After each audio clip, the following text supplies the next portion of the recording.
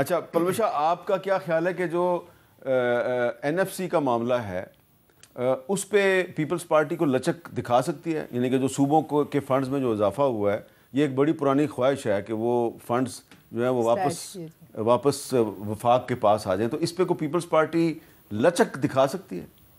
دیکھیے مشکل لگتا ہے مجھے، اگر آپ مجھ سے ایسے پوچھیں آف دا کف، حالانکہ مجھے نہیں پتا، انہیں پتا ہوگا کہ اس میں ہے یا نہیں ہے تو پھر مشکل ہوگا، پھر اس پر تو کل کو پیپلز پارٹی کریڈٹ لے گی کہ دیکھیں ہم نے یہ ایجوکیشن کو بھی واپس کرا دیا صوبوں کو، ہم نے پاپولیشن پلاننگ کو بھی واپس کرا دیا ہے، ہم نے این ایف سی کے تحت اپنے فنڈز بھی بچا لیے ہیں، تو آپ تو کریڈٹ لیں گے؟ دیکھیے نا، 18th امینڈمنٹ اور این ایف سی یہ دو تقریباً پاکستان پیپلز پارٹی کی سرخ لکیریں ہیں، اور اگر وہ اس کو اپنی جو ہے سیو کر لیتے ہیں اور اپنی ریڈ لائنز کو کراس نہیں ہونے دیتے تو انہیں کریڈٹ کیوں نہیں لینا چاہیے؟ کریڈٹ لینا چاہیے.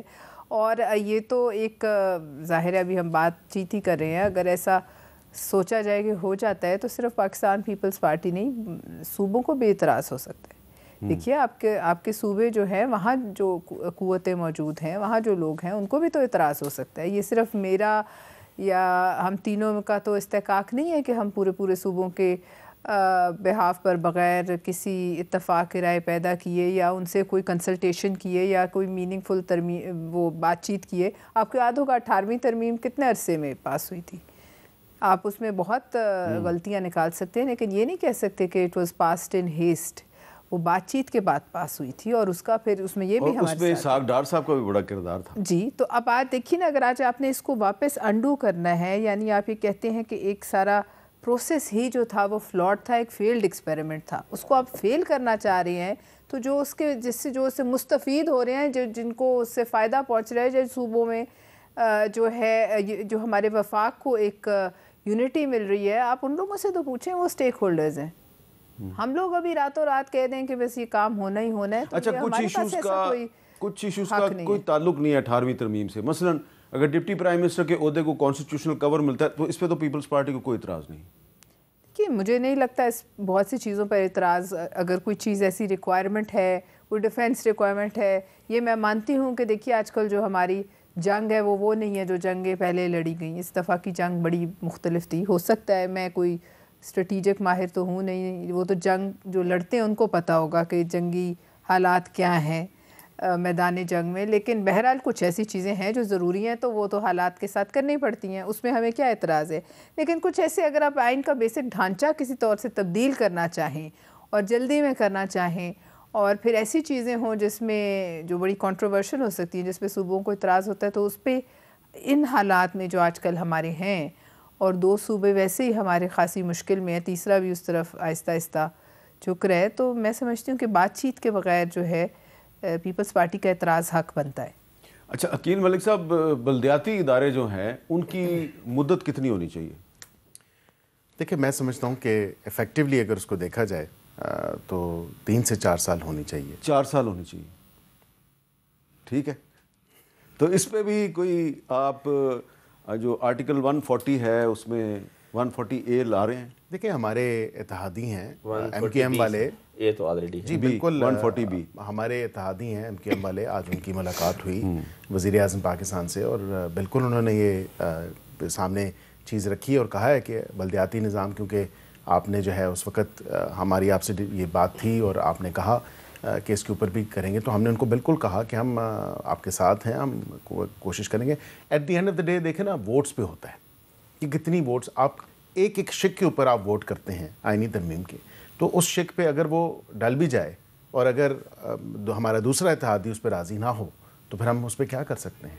تو یہ اس لیے کہ مجھے بہت سے لوگوں نے پوچھا ہے کہ بھائی زہران ممدانی نیو یارک کا میئر الیکٹ ہو گیا ہے، سارے لوگ بڑی خوشیاں منا رہے ہیں، تو پاکستان میں اسلام آباد کا میئر ہی نہیں ہے، لاہور کا کوئی میئر ہی نہیں ہے، ملتان کا میئر ہی نہیں ہے، کراچی کا ہے. اسلام آباد کا بھی جو پہلا میئر آیا تھا آپ کو یاد ہوگا، وہ پاکستان مسلم لیگ نون کے دور میں آیا تھا. 2015 میں جب الیکشن ہوئے تھے تب بلدیاتی نظام کو ہم نے اس وقت بھی الحمدللہ جو قانون سازی کی تھی بحال کیا تھا. اس کے بعد دیکھیں پھر نہیں ہوئے، اور ابھی بھی وہ تعطل کا شکار ہے. میں تو کہتا ہوں کہ ہونے چاہیے.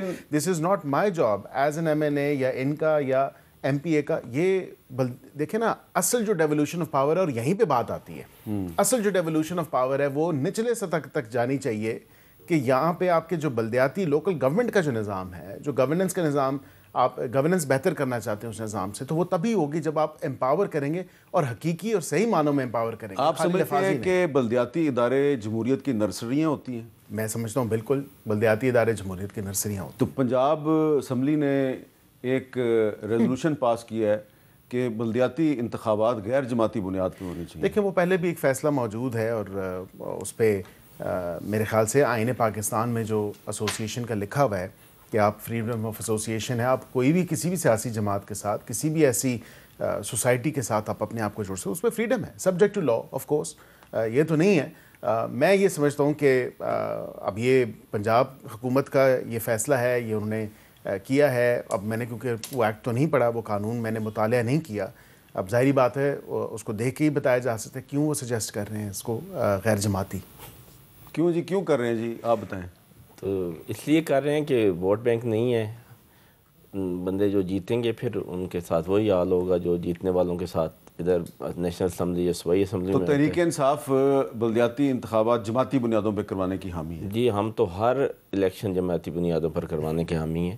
دیکھو ایک کلیئر لوگوں کے پاس ڈائریکشن تو ہونا کہ وہ کس کو ووٹ دینے جا رہے ہیں اور کس نظریے کے ساتھ کھڑے ہیں۔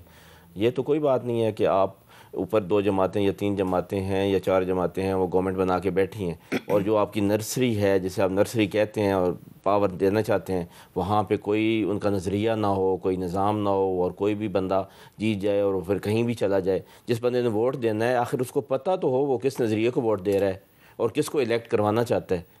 اس لیے ہم تو حامی ہیں کہ آپ الیکشن کروائیں جماعتی بنیادوں پہ اور پھر پتہ بھی چل جائے گا۔ پلوچ شاہ، آپ کی پارٹی کا کیا موقف ہے کہ پنجاب میں غیر جماعتی بنیادوں پہ بلدیاتی الیکشن ہو رہے ہیں، تو آپ کی پارٹی، آپ کا کیا موقف ہے، جماعتی یا غیر جماعتی؟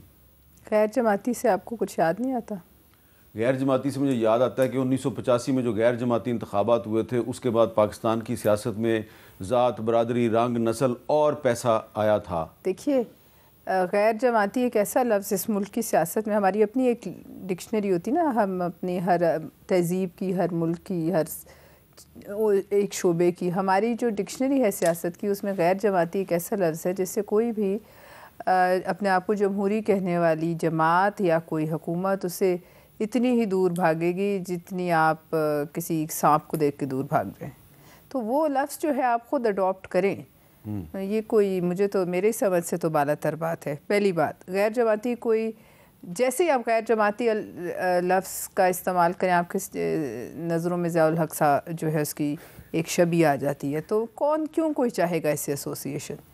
لیکن اگر ان کی دانست میں ان کی جماعت ہے، ظاہر ہے اب یہ بھی اسی جماعت کے ٹکٹ پہ ہیں۔ نہیں، لیکن یہ تو کہہ رہے ہیں کہ جماعتی بنیاد پہ ہونا، لیکن وہاں بھی انہیں کی پارٹی ہے نا۔ دیکھیے میں اب اس وقت بیٹھی ہوں، میں سندھ کو پیچھے چھوڑ دوں اور میں کہوں کہ نہیں یہاں میری اور سوچ ہے، سوچ ایک جماعت کی مجموعی ہوتی ہے۔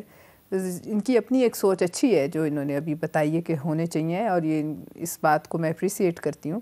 لیکن شاید پھر اس وجہ سے ہے کہ مقبولیت اتنی بڑھ گئی ہے کہ ووٹ اتنے زیادہ کاسٹ ہوں گے، ڈبے چھوٹے پڑ جائیں گے، گننے میں بڑی مشکل ہوگی۔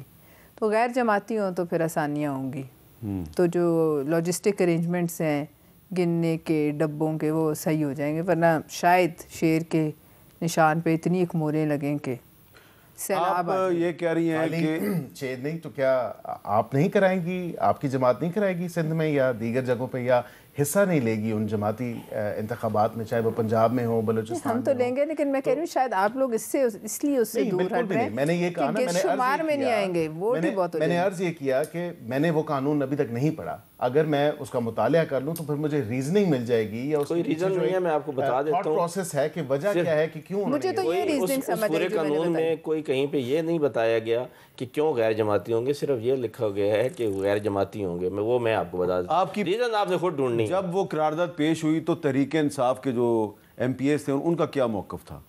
ڈیفینیٹلی مجھے تو نہیں آئیڈیا، لیکن ان کا موقف یہی ہوگا کیونکہ پوری جماعت کا ہمارا ایک ہی موقف ہے کہ بھائی جماعتی الیکشن ہو۔ میں اب بتا نہیں سکتا کہ انہوں نے وہاں پہ کیا سٹانس لیا، لیکن ڈیفینیٹلی اس کو تو ہم تو بالکل نہیں مانتے کسی غیر جماعتی الیکشن کو۔ اب بات تو بھی 85 کی کر رہے ہیں، اس کے بعد جو کچھ پاکستان کی سیاست میں ہوا ہے یا آج تک ہوتا چلا آ رہا ہے، میرا نہیں خیال. آپ کو پتہ ہے نا جو 85 کی جو اسمبلی تھی اس نے کیا کیا تھا, وہ 8ویں ترمیم منظور کی تھی اور سارے جو پارلیمنٹ کے اور پرائم منسٹر کے اختیارات ہیں وہ صدر کے پاس چلے گئے تھے, پریزیڈنٹ صاحب کے پاس چلے گئے. پاکستان میں ایک عملی طور پہ صدارتی نظام نافذ ہو گیا تھا, ٹھیک ہے نا. پھر وہ 18ویں ترمیم آئی تو اس نے پھر وہ اختیارات صدر صاحب نے واپس پارلیمنٹ کو اور پرائم منسٹر کو دیے. تو اس کے درمیان کتنے سالوں کا وقفہ تھا؟